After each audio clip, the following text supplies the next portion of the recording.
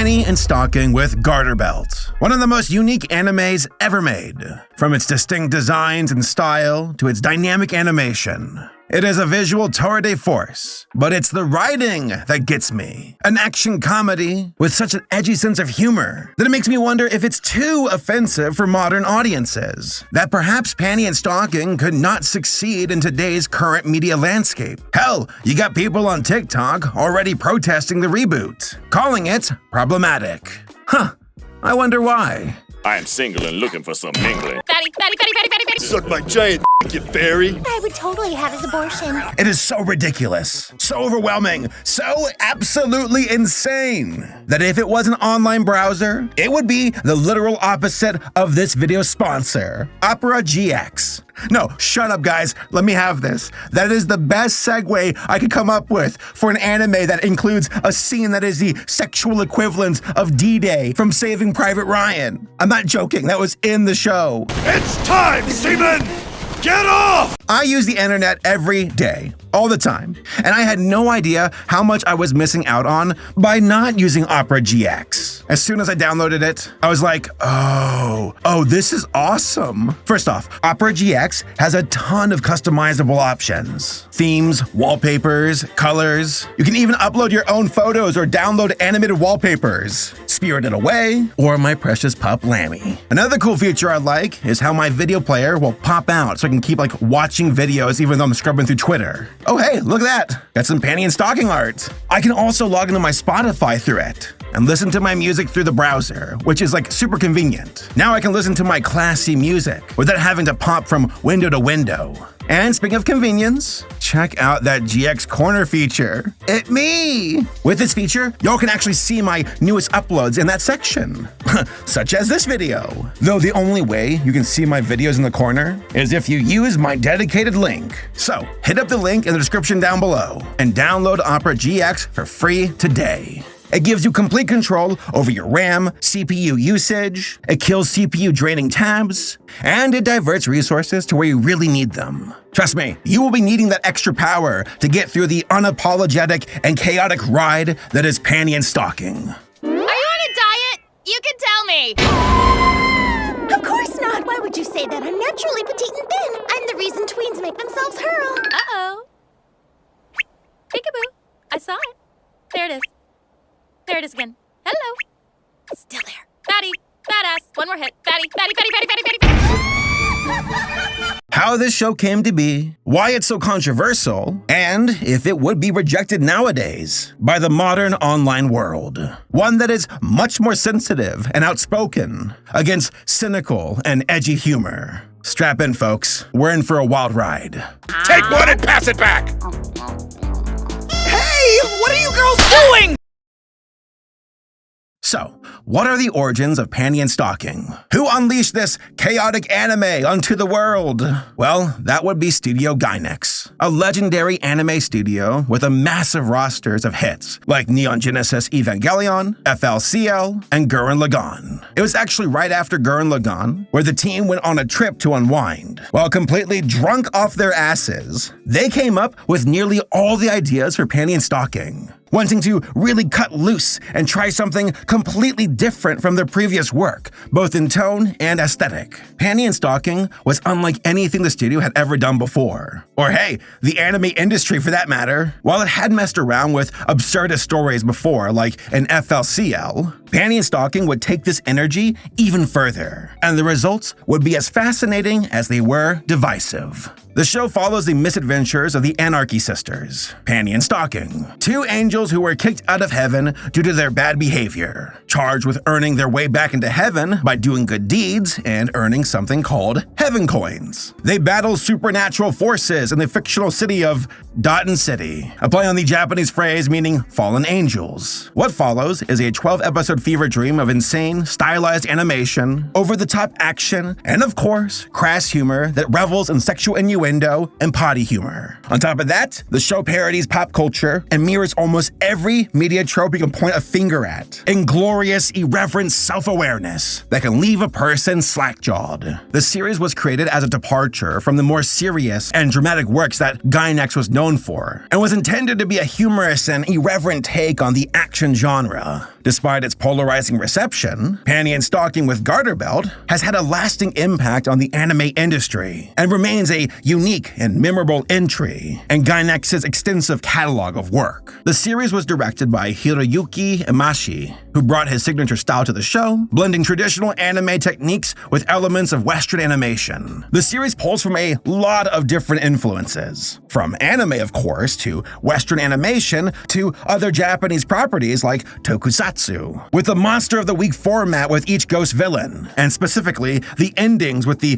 physical props of the monsters exploding at a flat angle when defeated. It is very much so in the vein of classic Showa-era toku shows, like Ultraman, Super Sentai, and Kamen Rider. Now, one of the most notable differences in the animation style of Panty and Stocking was its use of exaggerated expressions and physical comedy, reminiscent of cartoons like the Powerpuff Girls. The show also made use of fast-paced action sequences and creative camera angles, giving it a frenetic energy in its insanely over-the-top set-piece scenes, something that was a bit of a studio signature for Gainax by this point. Combined with the bold blends of East and Western stylization, made this show a visual spectacle unlike anything seen in traditional anime or American animation for that matter, blending the strongest aspects of both into something fresh and unique. Now, this part caught me off guard. Hiromi Wakabayashi, who provided the initial idea for the series, said that Drawn Together was an inspiration for the show's crudeness. Quote, "A few years ago, I, along with other Gainax staffers, at an American convention, were watching the American TV animation Drawn Together, and we couldn't believe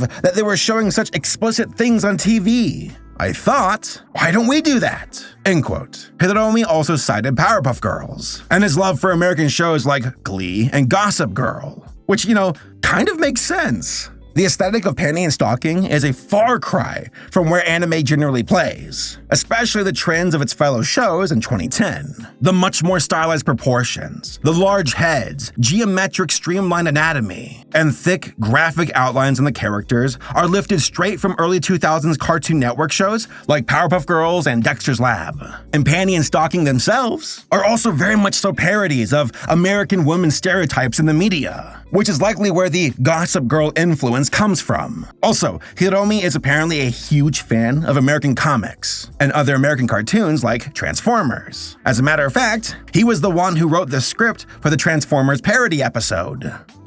Where Panty as a robot bangs another robot in a porta potty.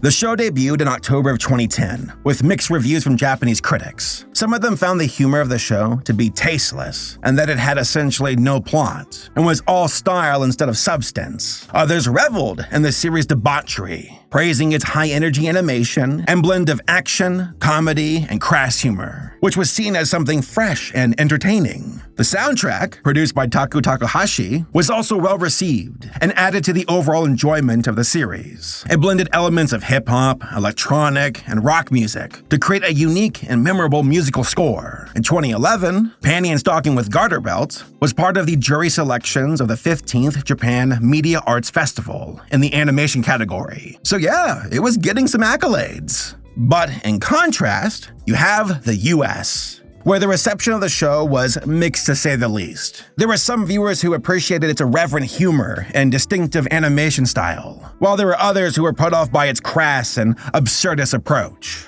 Some Western audiences found the humor to be too juvenile or offensive, while others praised the show for its bold and unapologetic approach. Sites like Polygon praised the show, awarding it as one of the best anime of the 2010s, while other publications, such as Anime News Network, found the show to be unremittingly revolting and generally not funny, and accused the series of having a style over substance approach and generally flawed, tasteless, and needlessly disturbing comedy. Jeez, rough crowd. Despite this mixed reception, Panty and Stocking with Garter Belt resonated well with audiences though, and the series has gained a dedicated cult following in the US, and has been recognized for its place as a unique and memorable entry in the world of anime. The transformation scene and the music with it, Fly Away, has since achieved meme status, and was used in a bunch of parodies online. Fly away! I can't sing it. The cult following for Panty and Stocking with Garter Belt in the US grew over time through a combination of word-of-mouth recommendations and the increasing accessibility of anime through streaming platforms. As more people were exposed to the series and its distinctive blend of humor and animation, a small but dedicated group of fans began to emerge. These fans appreciated the show's off-the-wall humor and irreverent take on the action genre, and sought out others who shared their enthusiasm. The growth of the series' following was also fueled by its popularity among the otaku community, who appreciated its nod to Japanese pop culture and references to other anime and manga. Online forums, fan communities, and social media allowed fans to connect and share their love for the series, helping to grow its following even further. Oh, by the way, some of y'all might notice this dog named Chuck who bears a striking resemblance to another green animated dog. Yeah, that one. Jordan Vasquez himself even commented on the similarities between Gurr and Chuck on his Tumblr, playing off the similarities as a joke. He implied he felt the more crude portrayal of Chuck did not really mesh with the personality he had given to Gurr, but still praised Gainax overall as one of the few anime studios he could personally stomach. Geez, wow, I guess he doesn't care for anime. From angels and demons stripping their clothes off, to the same demons and angels shooting each other right afterwards. Among all the craziness, there was a plot that was slowly advancing throughout the show, which is Panty and Stocking trying to get those heaven coins and go back to heaven. Did they ever achieve their goal at the end? Well, let's just say that this show has one of the most bizarre endings ever conceived in an anime. What happened, you ask? Well, it ended on a massive cliffhanger. Spoiler alert, it revealed Stocking was a ghost herself, who murders Panty, and then the show just abruptly ends. Boom.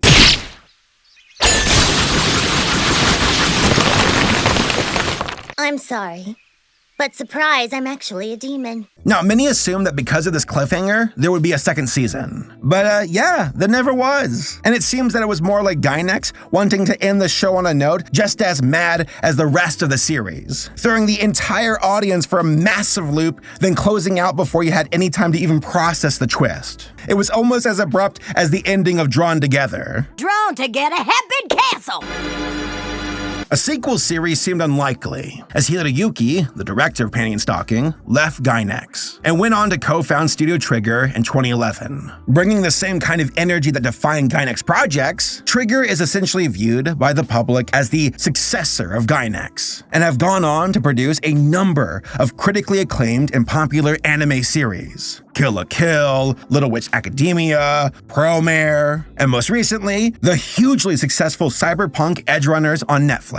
However, with Panty and Stocking still being owned by what remains of Gainax, which had at this point remained largely inactive ever since the founding of Trigger, it seemed that a follow-up to Panty and Stocking wouldn't happen. And even if it did, the director behind the series wouldn't even be involved. Now, there was a small blip of hope for a sequel in 2016, when a Twitter post from Gainax West vaguely hinted at a Panty and Stocking announcement. Speculation immediately abounded, pondering if this was the first hint at a second season. Hope intensified further when additional posts confirmed that the announcement wouldn't be a pachinko machine, or a social network game, or an additional Blu-ray release of the first season, and instead said, quote, "We're offering something new for fans of the series." So, what was it? The teaser ended up being a Panty and Stocking themed cafe. Bastards. I want to go, but bastards nonetheless, right?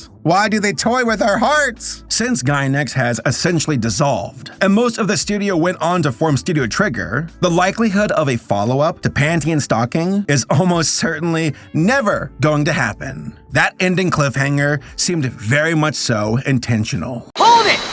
Oh my god. No way! Wow, okay. So in 2020, Studio Trigger was able to secure the rights to both Panty and Stocking as well as Gurren Lagann from what remained of Gainax. bringing the rights back into the hands of the original creative team that helmed the projects. During a panel at Anime Expo 2022, Trigger revealed that they were working on the elusive, seemingly never going to happen second season of Panty and Stocking, after a 10-year hiatus. As of right now, a specific release date is still unknown, but it's rumored that it's going to be 2023. Also, there's obviously a lot of questions about the nature of the series, especially so long after the initial series ended. Trigger clearly has the animation chops to make something like Panty and Stocking again. Recent projects like Brand New Animal and Edge Runners prove that. Not that there was ever any doubt at all to begin with. And considering the creative director of the series is the current co-owner of Trigger, the heart of the series will most likely survive the 10-year hibernation. Though here comes the real question, and the one that actually concerns me, is if a show like Panty and Stocking can survive in 2023. Panty and Stocking, like I already mentioned before, is not very safe when it comes to its content. It has very little interest when it comes to catering its sense of humor to political correctness. Even back in 2010, the series had no issue making fun of the Catholic Church, showing the priest garter belt as a sexual deviant, and implying that he had sexually abused briefs off screen, multiple times over, which is used as the butt of joke after joke after joke, and nothing more. The show also had an entire episode based around Panty and Stocking shaming each other for eating too much and getting fat, and going through multiple extreme diet techniques as well, as also lamenting being overweight in general. And yeah, that's just the tip of this iceberg in terms of lines the show would cross, that were even considered a bit too much even back in 2010. But in 2023? Oh, this year is an entirely different beast. There are people online nowadays who are much more sensitive to this kind of content and have no issue putting so-called problematic content on blast and pushing it for cancellation and disparaging anyone who is not as equally outraged as them. Following the announcement of Season 2 of Panty and Stocking, TikTok exploded with content ripping on the show in general, calling out its offensive issues, and even calling its simplified style, combined with the sexual acts of the characters as bait for P words. I can't say it, YouTube would kill me. That the characters look too much like children and were stand-in for kids, which, the thought of that is just absurd. It is ridiculous. That is absolutely not what the show is trying to do. But this is the climate that a new season of this show is stepping into. And it's worth acknowledging as a potential issue for the show. I can only imagine that any of us that are terminally online are going to be hearing a lot about this show one way or another when the new season finally drops. I guess we'll find out soon enough. Place my donut, eat my donut, I've got a donut for you! In conclusion, Panty and Stocking is one of the most unique animated shows ever made, and is a great example of combining Western animation influence into anime, which isn't very common. Usually it's the other way around. But Panty and Stocking was different. From its distinct character designs, to its smooth and dynamic animation, to its irreverent writing, Panty and Stocking has firmly cemented itself as a standout in the world of anime. Yes, I admit, it is not perfect, and quite a few of the jokes are dated or just never hit to begin with. But most of the flaws of the show that are just hey, I don't dig potty humor, but I'll let it pass, or that's kind of hypersexualized and irreverent, whatever, I'll let it slide, or it's kind of funny here and there. Those kinds of flaws to me make it stand out that much more, because they were trying to do something different. With Season 2 slated for a 2023 release, I guess we'll have to wait and see if something as shocking and sardonic as Panty and Stocking could still succeed in this current media landscape. Things have changed so much since 2012. Though it could also be argued that people getting upset over Panty and Stocking is nothing new, since they've been upset before even back in the day when it first was released. But nowadays, it could get ugly. Though also, this could completely backfire on the detractors because, hey, controversy sells and might make the show that much more popular. I mean, hey, look at that Harry Potter game that came out. I never heard of it, but then I saw reports saying it's one of the best-selling games or most streamed games on Twitch, so yeah, controversy sells, I guess. Also, it's worth noting that this is an anime. And anime itself tends to operate by a different set of rules compared to Western animation and its sensibilities. But for me, my biggest fear of all is seeing the creators of Panty and Stocking compromise their vision and buckle under the pressure in order to play it safe. To see it neutered of its cynical origins in order to avoid any kind of problematic backlash. Nah, screw that. I don't like that at all. Stick to your guns. There are some things you can be nuanced on, some bad jokes you can leave behind, but if you completely strip the show of any of its cynicism, of its sense of humor, if that happens, then it's not the same show anymore. There are some unsavory jokes that were never funny to me to begin with, that those jokes can fall to the wayside. The boy being abused? Not funny. I never thought that was funny to me. The sexual nature of the priest? Lol, Catholic priest, right? That's the joke. Not funny to me. But if the entire show decides to become kind, safe, sensitive, then why come back at all?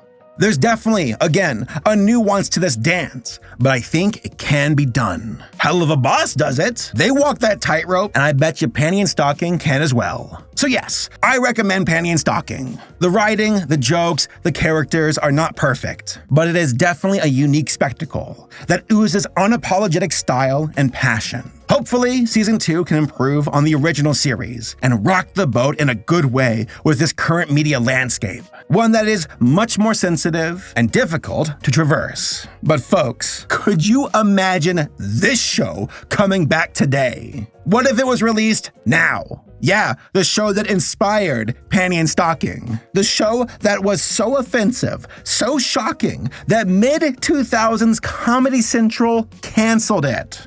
Drawn Together is literally the antithesis of the modern online world in almost every single way. I guess I'll review it.